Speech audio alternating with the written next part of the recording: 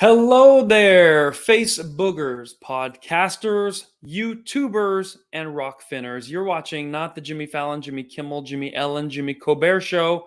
You're watching the right show, not the Tonight Show. It comes to you at the right place, at the right time, normally on Wednesdays. And today I'm in a different location because I have a show in Las Vegas on 9/9. Therefore, I got to pack up the whole studio and take it on the road.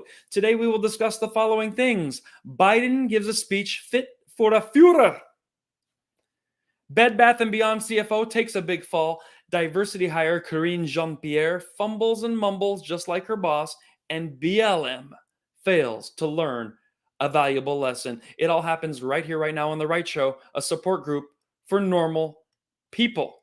I want you to put in the comments, where are you from and who is your favorite comedian other than me? No cheating. We'll be right back.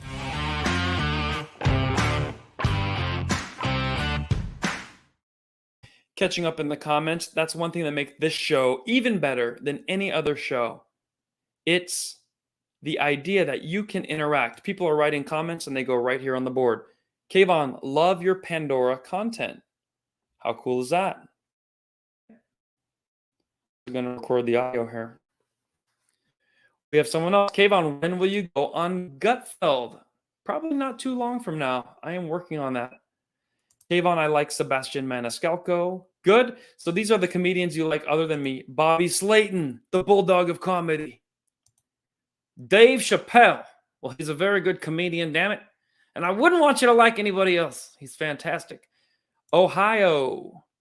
Andrew Schwartz rocks. There is no comedian named Andrew Schwartz, but his name is Andrew Schultz. Ralphie May, rest in peace. And Helen says, I'm from Irvine, and she refuses to put any other comedian. Darth Tater Biden.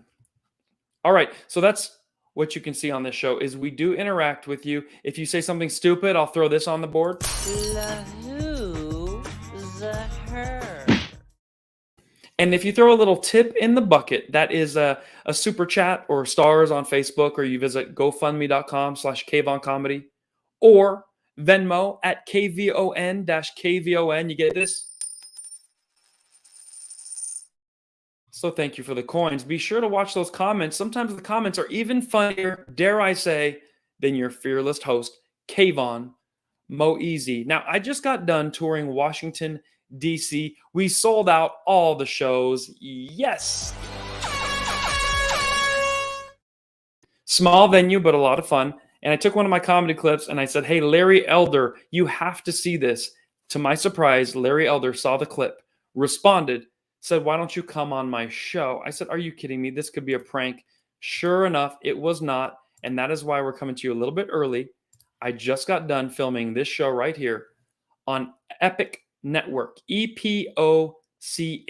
Okay, that might be Epoch or Epic. So there I was sitting there in the same room, right across from the great Eldersky, Don Lorenzo, and all the Eldorados that watch his show will see me on there, and it was amazing.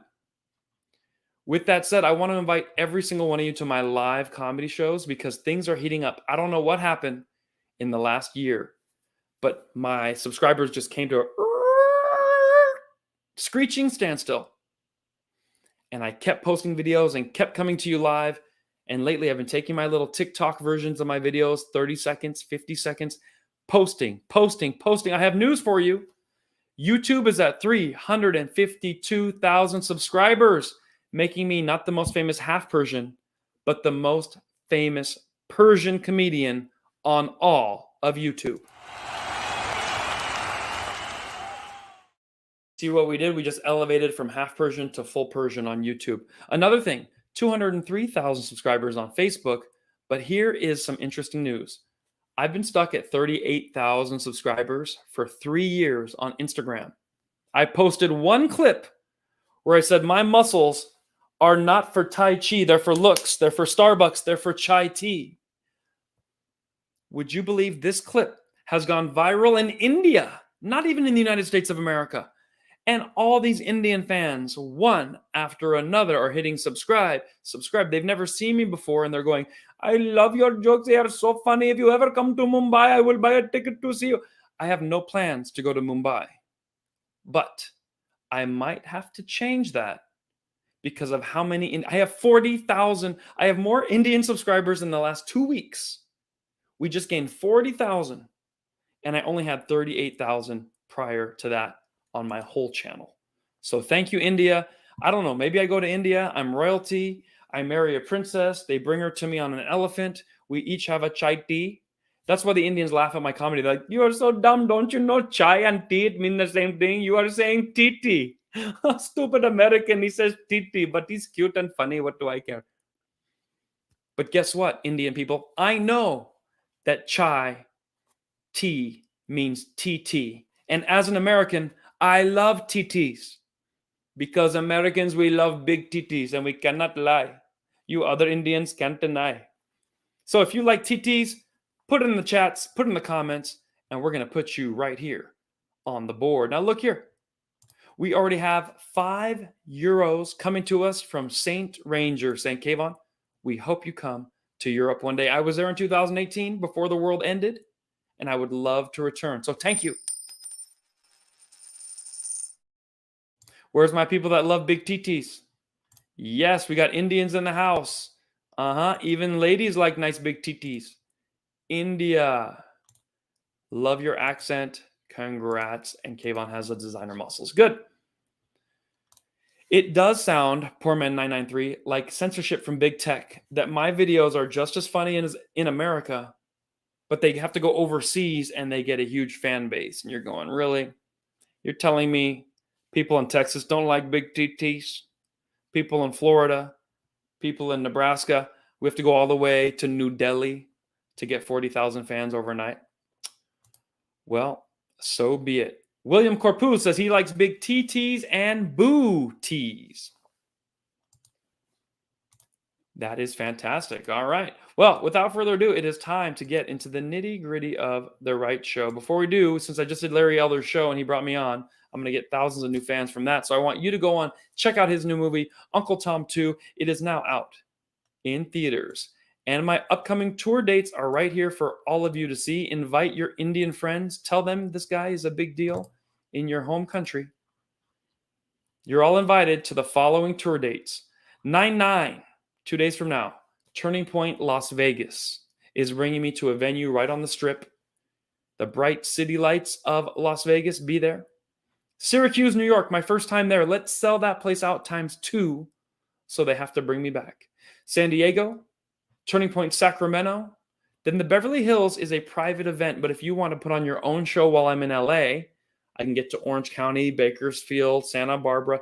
You tell me where you want to do your show, I will come to you. And finally, Jewett, Ohio, Nashville, Tennessee, Huntington Beach, and we are filming my dry bar special in Provo, Utah. That one looks like it's ready to go. I've been working hard on it, and it's going to take the next one and build upon it to the next level. When we return, we are going to make fun of some radical leftists, including Bed Bath & Beyond and Joe Bed Bath & Biden.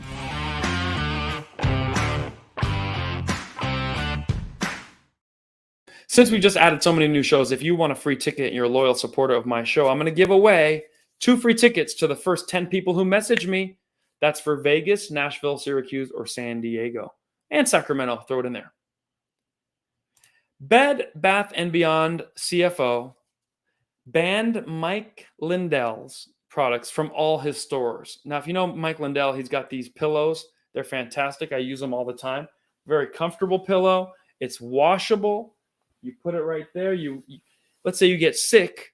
What do you do with your pillow? You just put a new pillowcase on it. Not so with Mike Lindell.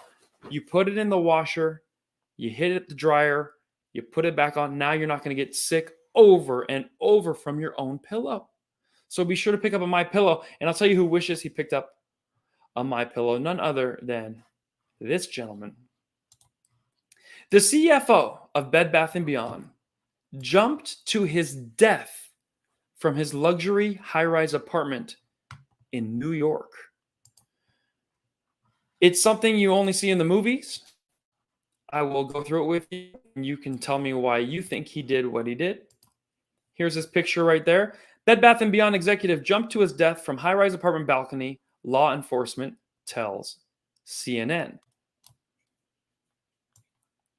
Now, we scroll down, and I'm going to pull up a little bit of a news story here that tells you why he did what he did. Okay? So this gentleman was having trouble hitting his numbers. Okay? In fact, they were thinking he was not going to get to those profits he was expecting. The stock is on decline. And so I read to you. The chief financial officer of troubled Bed Bath & Beyond has been identified as the man who jumped to his death from his Tribeca skyscraper known as the Jenga building. Gustavo Arnal, 52 years old, was the executive vice president of the struggling home goods retailer. He plunged to his death from the 18th floor of the 56th Leonard Street building, police say. The 60-story building is best known for its purposely misaligned apartments stacked upon each other. Very good-looking building, by the way. Messages left with Bed Bath & Beyond and Arnall's family Saturday were not immediately returned. Now, here's where it gets interesting. He was also under investigation for pumping the stock up and giving false data to shareholders and saying the company was worth more than it really is. So he was under investigation. Now, normally if someone's going to just jump and end it all, probably guilty. I'll let you post in the comments if you think he was guilty or not guilty. While you're trying to figure that out, you can just go ahead and watch this. Now we have the death of the chief financial officer of Bed Bath & Beyond, who died by suicide after a turbulent year for the company. Will Reed joins us now with the latest on that. Good morning, Will. Good morning, Robin. Last week, Gustavo Arnal announced plans for Bed Bath & Beyond to try to avoid bankruptcy. That includes closing stores and laying off employees. And now news of his death has rocked the company and the retail world and left many questions unanswered. This morning, police are investigating the death of Bed Bath & Beyond CFO Gustavo Arnal, the executive dying by suicide, plunging from this luxury high-rise in downtown Manhattan Friday. Arnal's death coming days after the struggling retail giant announced it would close around 150 stores and lay off a fifth of its employees. They had about $100 million in cash, and they burned through over $300 million in cash in the previous quarter. And they were about to run out of cash, so they desperately needed to both cut costs and to raise more money somehow. This on top of the $1.2 billion stock fraud lawsuit facing Bed Bath & Beyond. Arnal named as a defendant in that class action lawsuit along with investor Ryan Cohen and others. The defendants accused of artificially inflating the company's value when Cohen bought nearly a 10% stake in the company and then sold it for a huge profit a few months later. They were both sued for essentially what's called a pump and dump scheme, where they drive up the stock artificially so that they can sell it and make a profit. At the time, Bed Bath & Beyond's stock price shot up over 350%, becoming what's known as a meme stock, when a stock gains popularity among young retail investors through social media. Investor Ryan Cohen, who rose to fame for his big bets on GameStop stock in 2020, was one of the biggest names to buy a stake in Bed Bath & Beyond, shares surging when Cohen's involvement was first revealed. ABC News reached out to Kvon for comment, but did not hear back. And in a statement about Gustavo Arnal, Bed Bath & Beyond said, quote, he'll be remembered by all he worked with for his leadership, talent, and stewardship of our company. Our focus is on supporting his family and his team during this sad and difficult time. Well, that is exactly what happened, and now you all know. Now, part of me I just feel like when you cancel Mike Lindell, a great American patriot who has a company of products that are all made in America, all his employees live in America, and you punish him because he had a few questions of how did Joe Brandon get more votes than Barack Obama.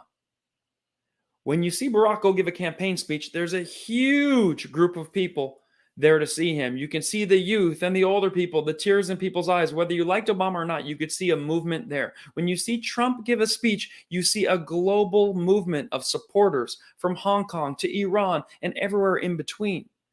But when you see Joe Biden give a speech at a local high school and they draw little circles on the basketball floor because only 12 people show up, and then you tell me, you, and Mike Lindell that this is the most electrifying politician of all time, more votes than Barack Obama, we start to go, I don't know if that's right. And this CFO helped make the rash decision to yank all of Mike Lindell's products out of the stores, hurting his company, his employees, and our nation, all because he disagreed with Mike Lindell's politics. So you canceled Mike Lindell temporarily, but then you went and canceled yourself, Gustavo. Now that Jenga building's interesting because it juts out at different places. So it makes you wonder if he jumped and maybe he only landed one floor, then went down another, and finally Jenga. Now, I am betting he wishes right now he had a huge pile of My Pillows for only $29.99. And right now, if you buy one My Pillow, we'll send you one free. Be sure to use my code Mike Lindell, made in the USA, fully washable. Get your My Pillow today. That's a commercial we need to see. My Pillow at the bottom of every New York skyscraper, because the stocks, they're going down even more.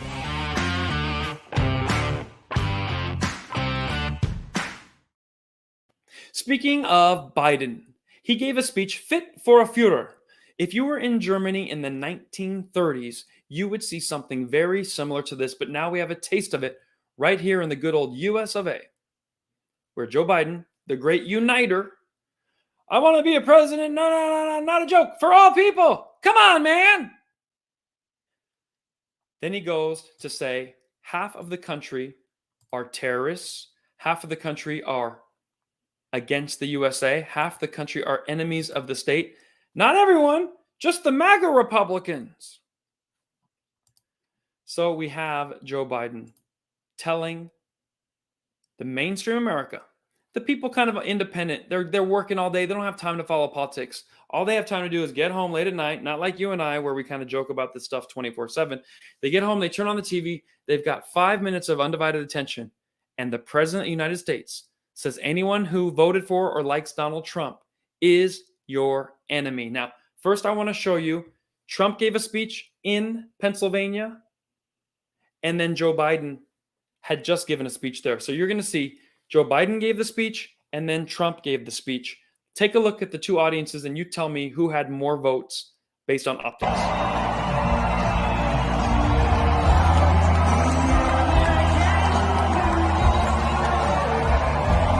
Than anything else? You realize that? The point is, we ask so much of you. So much of you.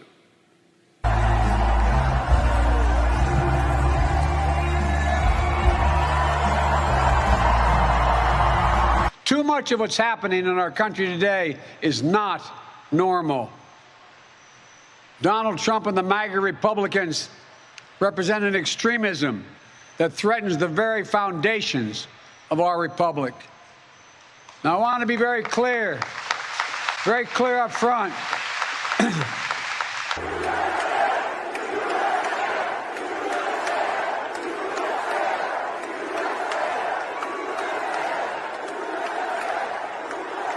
So much of you.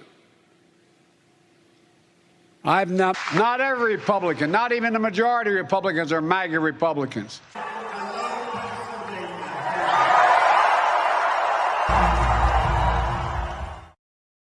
So don't worry. Not every Republican is an enemy of the country.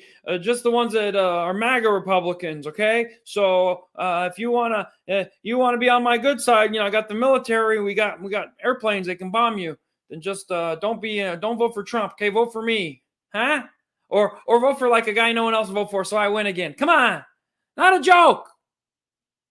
He's trying to divide the nation by saying if you like his political opposition, the number one candidate with the most support, then you are a radical.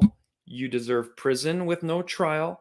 You deserve to be considered treasonous, to be given the death penalty, to be unarmed but shot by the Capitol Police, to be barricaded, to lose your job, lose your freedom, lose your children, lose your right to work, be a part of polite society, or have a social structure in the United States. So it's up to you to decide if you want to push back on that or if you're going to lean in and be like, all right, he's right. They've tarnished Trump so much. Let's just stay away from him. He's nuclear. But I have a little tip for you. Don't go for the candidate that you think is less controversial, because no matter which candidate everyone starts going for, that will be the new controversial one. So I think out of respect to everything Donald Trump has done, just give him your undivided support. He's put up with all of this stuff. He deserves your attention, your vote. He stood strong in the face of this opposition, and you should send a clear message to Brandon. Do you agree? Put it in the comments. Now, I didn't show the speech yet. I just showed the difference in crowd. Take a look again.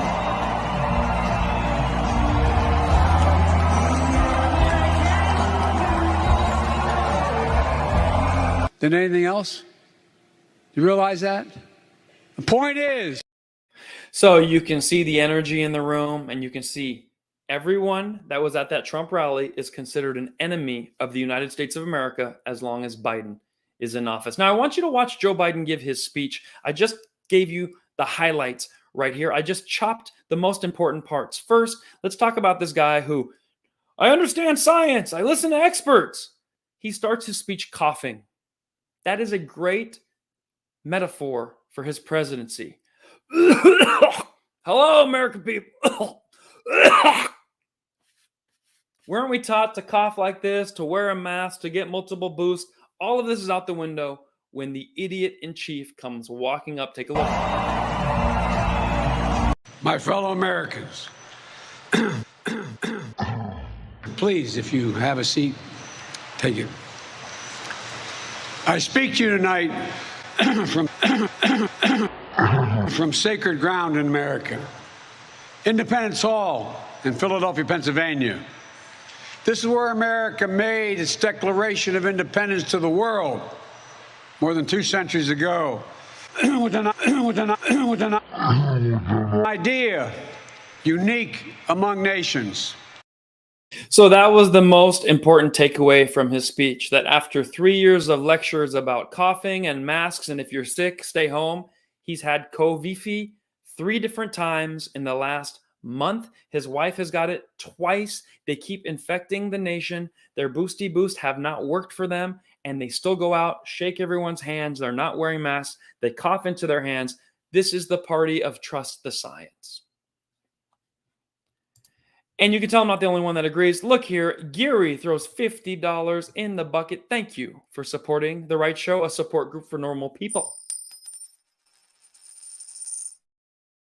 We love that, and that is going to go towards advertising my next upcoming tour dates so we can build our numbers and we can do this. Someone wrote, go hide Biden. That's what we need to do.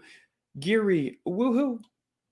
His unblinking black beady eyes spooked me out. Who were they sacrificing that day? All right, so the party of science, the left, they don't trust science. They don't understand gender. They don't understand biological differences between men and women. They don't understand coughing in your hand. They don't understand if you get COVID 3 times in a month, take a seat, stop giving speeches, stop coughing, and stop spreading your disease to everybody. With that said, Joe Biden finally found someone dumber than him to speak eloquently on his behalf. Now, at first I thought she was a horrible choice, Karine Jean-Pierre. If you don't know Karine Jean-Pierre, She's a diversity hire. She was hired only for her genitals, her sexuality, and her color. She's not doing a good job answering questions. And finally, anyone that asks her a real question, not the sycophantic press who's like, you're so smart and funny, how do you do it? No, there's a guy named Peter Doocy. He asks actual questions, pinning Democrats into a corner. There's only one true reporter in the whole press pool of 40 or 50 fake losers, and it's this guy. And she crumbles under the pressure. Watch how Karine Jean-Pierre answers, what do you think about people who don't support election outcomes? Are they all extremists and need to be dealt with? She says yes if they're Republican, no if they're her and fellow Democrats. MAGA Republicans do not respect the Constitution. They do not believe in the rule of law. They do not recognize the will of the people. They refuse to accept the results of a free election. A follow-up about the MAGA Republican attention. So if we're all in agreement that it is incorrect to say the 2020 election was stolen, what about the 2016 election? I'm not going to go back to where we were or what happened in 2016. We're going to focus on the here and now. We're going to focus on what's happening today, this inflection point that the president pointed out very clearly, very decisively in a few speeches about what the country needs to do at this time to bring the country together. And he believes that's where majority of Americans are when it comes to protecting our democracy, when it comes to protecting our rights, and when it comes to protecting our freedoms. That's what we're going to talk about. That's what we're going to focus on where we are at today. But just in trying to understand the new attention on the MAGA Republicans, you tweeted in 2016 I knew this was Trump coming. stole an election. I was waiting, Peter, when you were going to ask me that question. Well, great. Here we go. You tweeted Trump stole an election. They refuse to accept the results of a free election. You tweeted Brian Kemp stole an election. If denying election results is extreme now, why wasn't So it then? let's be really clear. That comparison that you made is just ridiculous. I have been well, you're asking me a question. Let me answer it. And you said it was ridiculous. I was talking specifically at that time of what was happening with voting rights and what was in danger of voting They rights. refuse to accept the results of a free election. Do you feel that gaslight going lower and lower? The light hasn't changed. It's all in your head. You see, Joe Biden just said, MAGA Republicans, not all, they're a threat to our democracy. They don't accept the results of an election. They must be done away with. They're radical. Well, his own spokesman has tweets refusing to accept Trump winning the election in 2016. And that's before all the fake mailboxes got put all around. Trump beat Hillary with human beings showing up, slapping a name, and leaving. It wasn't until you dropped mailboxes, you sent 100 million ballots to people that are dead, alive, missing, illegal, legal, halfway legal, paralegal, and then people are just, and then late at night, Trump is winning. Here come a bunch of ballots. I would love to see those ballots. Do you think they had time to punch Democrats all the way down on those ballots? Or did 2 or 3 million ballots arrive with just Biden punched in the top? Here, turn this one in. We found this one in one of the drop boxes. Not a joke. Because they ran out of time. They did not think Trump's votes would go up from the last election to this. Even Barack Obama's election numbers did not go up from the first to the second. So she says she does not accept Trump's election. If Biden tells the truth, anyone that refuses to accept the election results is a threat to our country. He needs to fire his entire cabinet.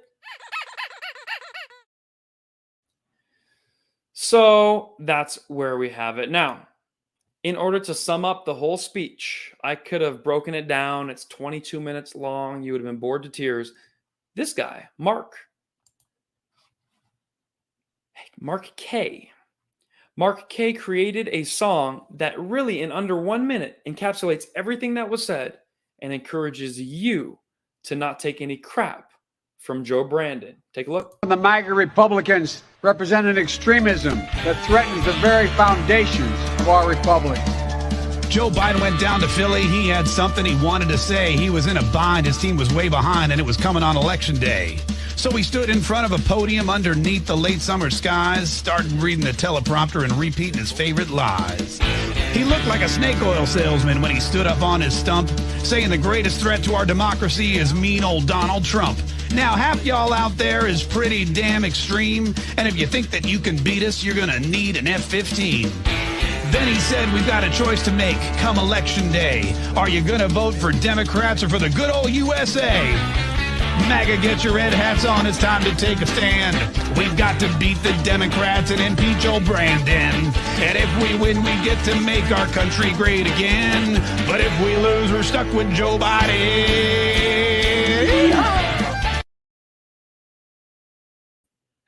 Very well done, Mark K. If you're a fan of his, be sure to tag him and say, hey, the KvonComedy crew loves what you do. The devil went down to Georgia, or Biden went down to Constitutional or Independence Hall. All right, now, here we have none other than the Duke University volleyball team. Now, this does not bring me any great joy to share with you. Let's check up on some comments, then we'll go into that. We got some K-Treats in the house. Good. I love when I have crossover with cool people. David says, why have I not seen this? Because you have to tune in. Sometimes the internet is a big place and we miss things. We come to a show like mine for a nice roundup. All right? Roundup, folks. And thank you, Rose, for what you're saying there. Now, this is something that kind of got swept under the rug. Duke volleyball. You may have heard of it. It is a university team. They went down to play BYU. As you know, BYU is a Mormon school, LDS. We don't say Mormon. That's racist. We say the Church of Jesus Christ of Latter-day Saints school. But that's a mouthful, which ironically is the one thing you can't give a Mormon girl. The point being, Duke University women's volleyball came to play BYU. One of the girls started claiming the Duke sophomore, happens to be black, started claiming the reason she was losing the game was because she heard someone say something racist. And at that point, she could no longer play volleyball to the best of her ability because she was scared, she was crying, and she felt her safety was in jeopardy. Okay? So I'm going to show you the video. You tell me if you think that a bunch of LDS, hey, can I speak to you about the Lord? Ding dong. Hello. I'd like to talk to you. Bicycle helmet, white shirt, black tie, pedaling around town, is secretly yelling the N-word at the Brigham Young University volleyball game. Now remember, whenever a black person yells, oh my God, someone called me the N-word, the whole community has to activate. All the fans got lectured the next day in the stands. The school sent out 2 press releases, 2 Instagram posts. Everybody's crying. The black girl that accused this is on the news. You'll see what I'm talking about. Turns out, all a hoax. She is the Juicy Smollett's of volleyball. I call her Jussie Swatette because she swatted it. Now to the Duke University volleyball player demanding answers this morning, saying she was the target of racist taunts during a match in Utah. This morning, she is telling her story. New fallout this morning from the volleyball court. Well, at first, it was kind of like did I hear that right? Like, I didn't really believe it. Duke sophomore Rachel Richardson says she and her black teammates were targeted with racial slurs and threats during their game against rival BYU over the weekend. The next time I went back to serve, I was like, okay, yep, I definitely heard that right. I immediately just told one of my most trusted teammates, and I was like, I just heard someone use a racial slur, to address me, essentially. Richardson taking to Twitter saying the heckling lasted for the entire match, and when it turned to threats, they began to feel unsafe. She says both the officials and BYU coaching staff were made aware of the incident during the game, but failed to take the necessary steps to stop the unacceptable behavior and create a safe environment. BYU confirming that the fan accused of launching those attacks is not a student and that they are now permanently banned by BYU. Even if, as they say, it wasn't a student who was doing this, there were students nearby. And so the fact that they didn't know what to do in the moment to call him out or to let him know that's not accepted here, you need to stop. Like, that's not wanted here. It's a level of ignorance. And so if there's a lack of knowledge on racism and how to deal with it, that's how you have things like this continue to happen. The next night, the BYU athletic director with strong words for their supporters.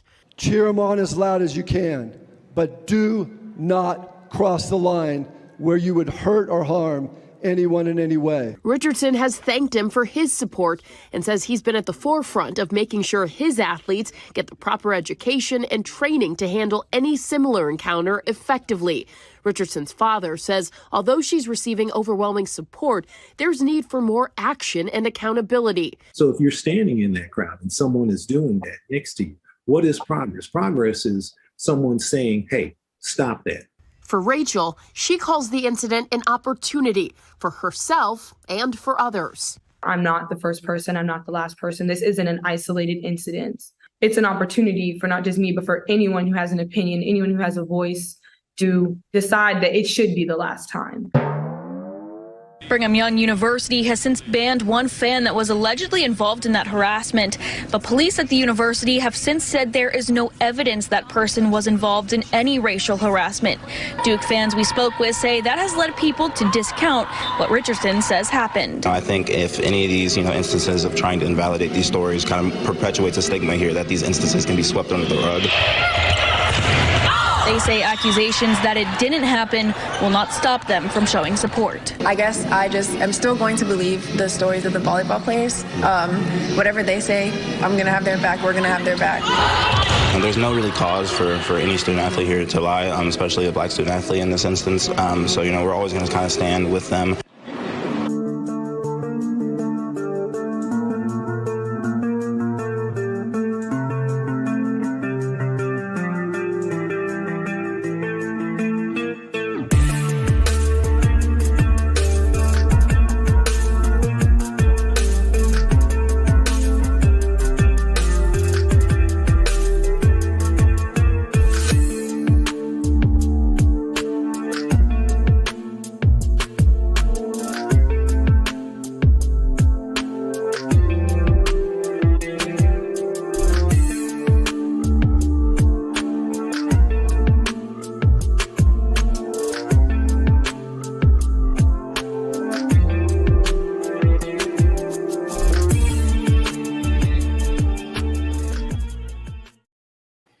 So there you have it. I was able to break it down for you.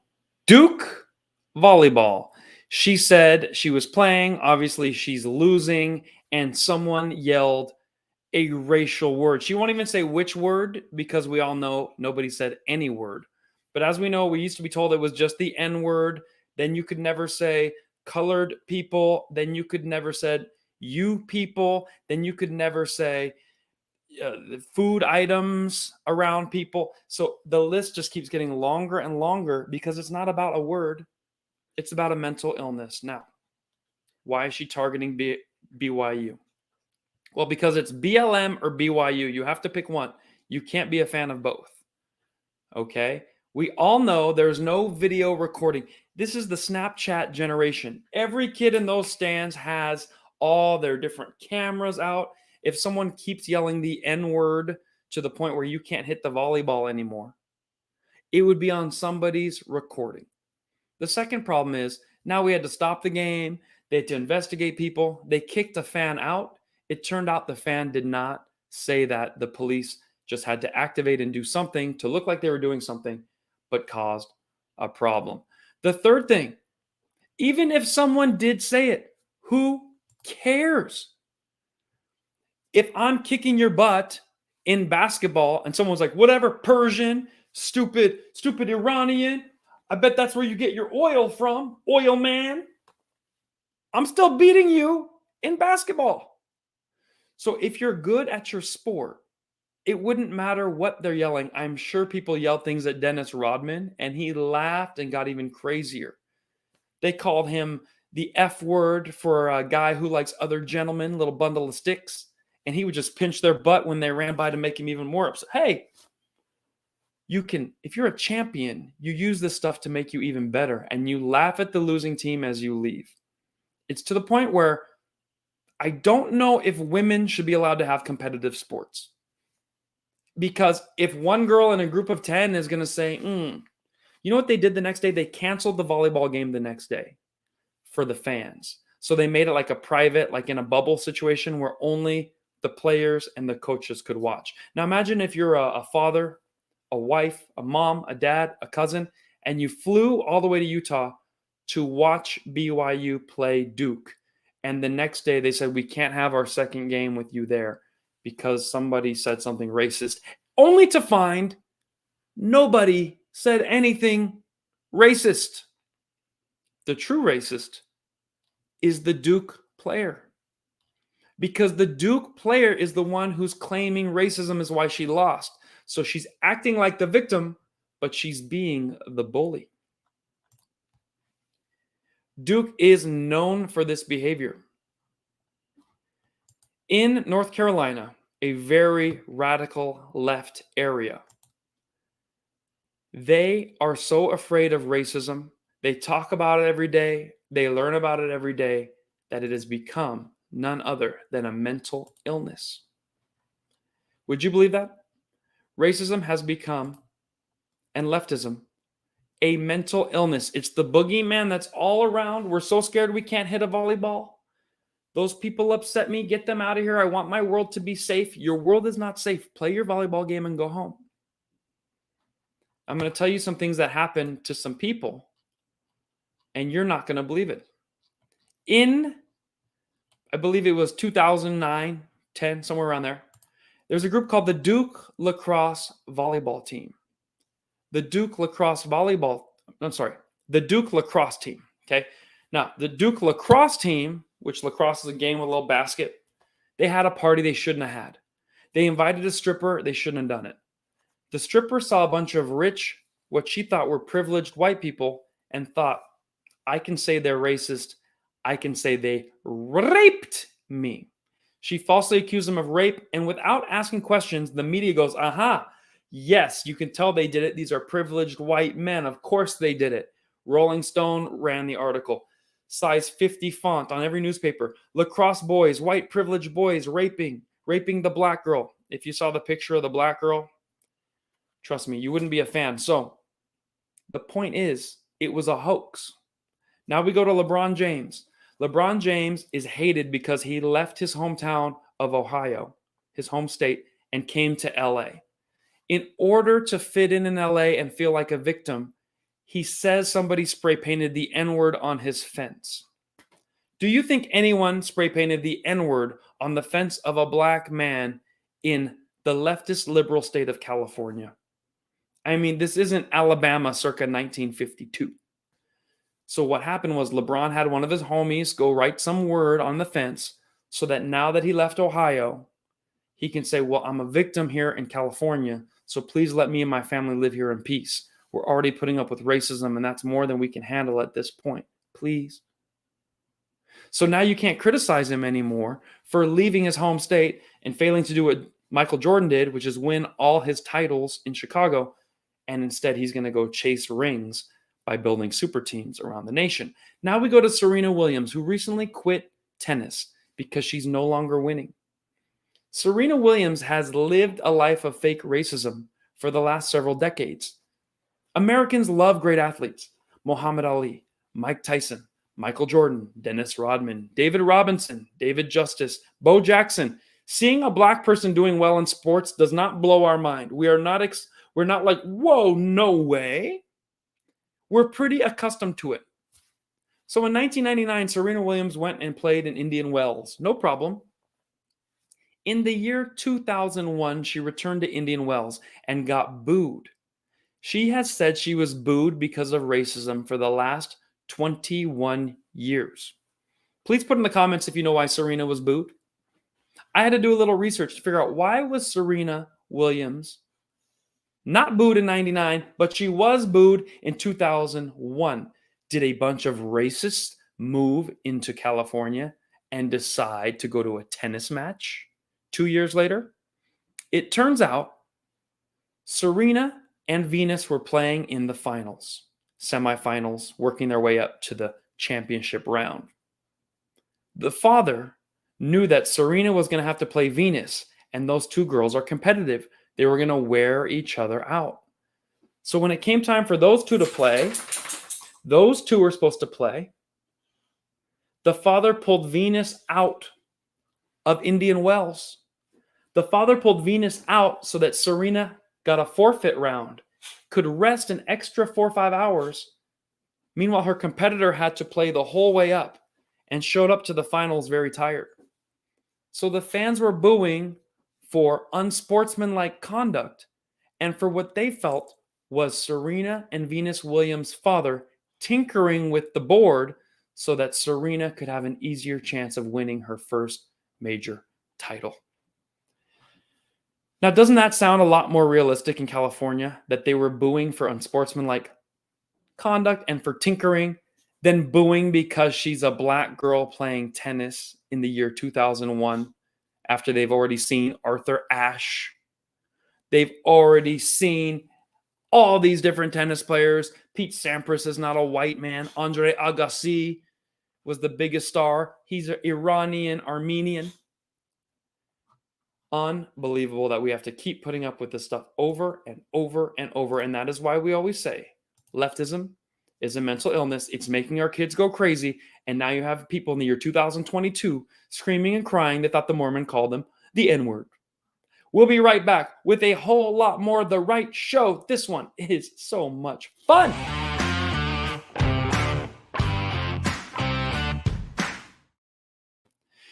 So, BLM is robbing the youth of being open-minded and happy and loving competition, loving the country, and overcoming obstacles. BLM is also robbing you of your donation. So if you're one of those idiots that put the little lawn sign in the front for $20, you buy it, and you make a $100 donation, and it says, "In this home, we believe that all lives matter, include..." No, they don't say that. I'm sorry. "In this house, we believe Black lives matter. And in this house, we believe the police suck." Well, if you went ahead and bought into that, you have been fooled. I'm going to show you something that you probably should have already known about. Los Angeles Times reports Black Lives Matter leader accused of stealing $10 million from the organization. I ask, why so little? They were given almost $100 million. Take it all. Between you and Patrisse Cullors, the money's almost gone. I read to you. The leader of Black Lives Matter Global Network Foundation has been accused of stealing more than $10 million in donations from the organization for personal use, according to a lawsuit filed in court this week. Shalamaya Bowers was called in the court filings a rogue administrator. I'm sure he was acting individually. A middleman turned usurper. I think he did exactly what BLM was designed for. He siphoned contributions to nonprofit activist groups to use as his personal piggy bank. According to the lawsuit, Bowers' action led the foundation into an investigation by the IRS and various state attorney generals, blazing a path of irreparable harm to BLM in less than 18 months. The suit claims, while BLM leaders movement workers were on the street risking their lives, Mr. Bowers remained in his cushy offices devising a scheme of fraud and misrepresentation to break the implied contract between donors and BLM. You know what? I am so glad he fleeced you of your money. Easy come, easy go. You should have never fell for that stupid hoax in the first place. Remember, it's USA or BLM. You can only pick 3 letters. You can't have both.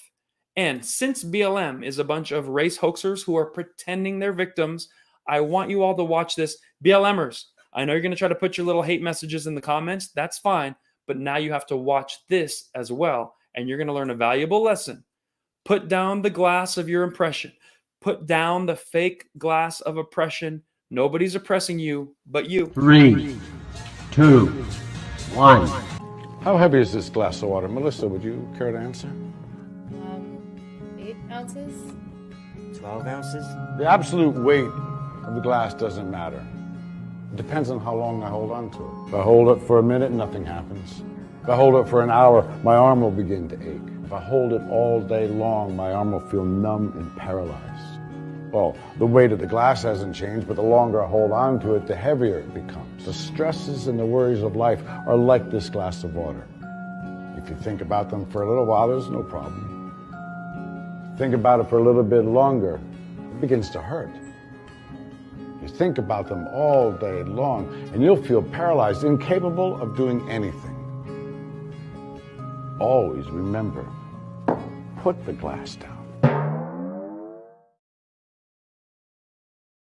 Reno says, put the glass down. Because the more you hold your fake glass of oppression, it wears on you. You start canceling volleyball games. You start crying. You start spray painting your own fence. You start blaming your friends, your family, calling your coworkers racist, and you ruin our country. Right, Reno? Good. This is Reno. He's a boxer. He's 3 years old. He's a lot of fun. And he wants you to watch a comedy clip before we leave, because sometimes on the Right Show, we talk about so much garbage that we have to cleanse our spirit, cleanse our soul. Remain peaceful, patriots. Joe Biden's trying to encourage you, just like on January 6th, to start killing people so that he can say this was the worst ever. Turns out only Joe Biden's friends killed anyone, an unarmed woman.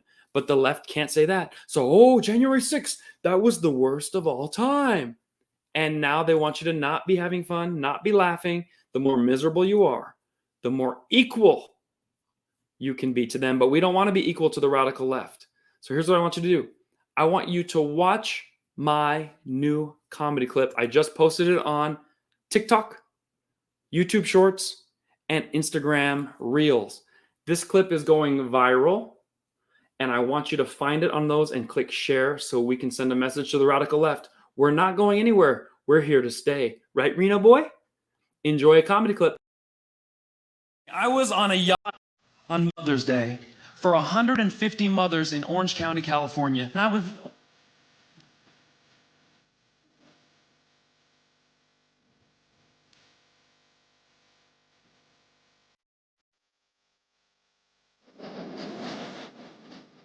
Have you been to Orange County?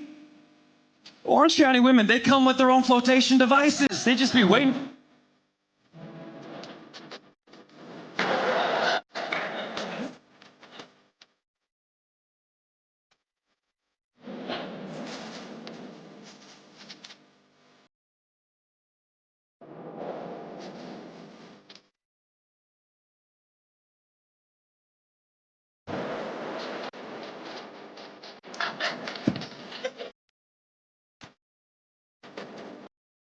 Reno, did you like that? Did you like the clip, buddy? So, you guys, I was a little distracted during the Right Show today because he was under the desk and I was playing tug of war with him while I was doing the show. Not many newscasters have to put up with that. Look, he's so good. He doesn't lick me. No licky. Oh, what a nice boxer. Now, I am a little upset because a lot of you are writing, he's so cute. Oh my gosh, he's so cute in the comments. And I thought you were talking about me. But then you all started clarifying, that dog is so cute. I love Reno. He is so cute. So you did upset me because for a second there, it could have gone 50-50. But Reno, you got more fans than me this week. Yes, you do. Let's show them your teeth. Show them your mouth. Show them. Open. Ah. Open. Ah. Okay. He lets me play with him, but don't think it's animal cruelty because I give him all kinds of treats if he behaves. And he's so peaceful on my lap. All right, with that said, thank you for tuning in to The Right Show. Each and every week we do this. Don't forget, I want to see you in Syracuse, San Diego, Vegas, and Sacramento. I want to see you at the taping of The Right Show in Salt Lake City. And remember, if you enjoyed this show, you can leave a super chat. You can go to GoFundMe.com/KvonComedy. You can go to Venmo. at KVON-KVON or Cash App, $KvonComedy. We tell truth through comedy. We're the only place that wakes America up with laughter and a sense of reality. And we believe in freedom of speech. I'm going to post that Larry Elder drop that we did today. I think it'll be a lot of fun for you.